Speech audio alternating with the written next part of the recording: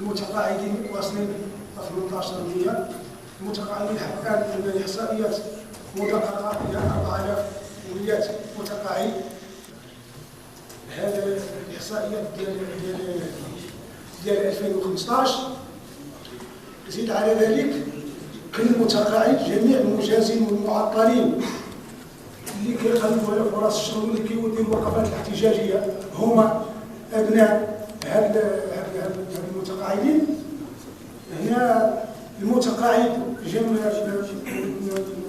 من التجنيد ديالو وجبر عائله بقى كيصرف عليها وجات وقرات وجات دبلومات وبقى كيصرف عليها وجات وقعت معاه، معنى ذلك ولا عنده حتى انشقاق داخل المنازل.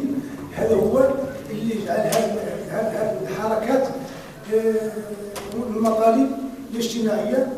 واللي بغيت نوصل على اني حنا كنا صامتين امام ابنائنا اللي كيطالبوا بفرص الشغل، وضرب الحق الاوان اللي كنظن على اننا غادي نمشوا في الصفوف ديالنا.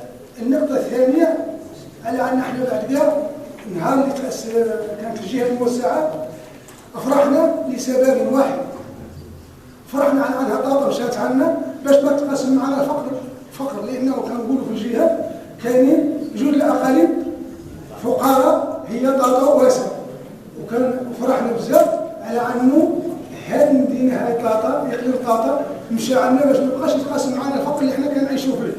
ولهذا كان نقصد بكلامي على انه كان محص الاسد من الميزانيه المخصصه للجهات تكون في اقليم اسازات.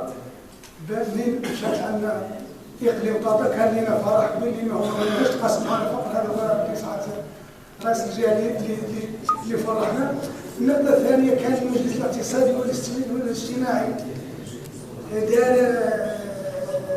دار عده اجتماعات، وكان فعلا خدم لانه استضاف جميع الشرائح والاعيان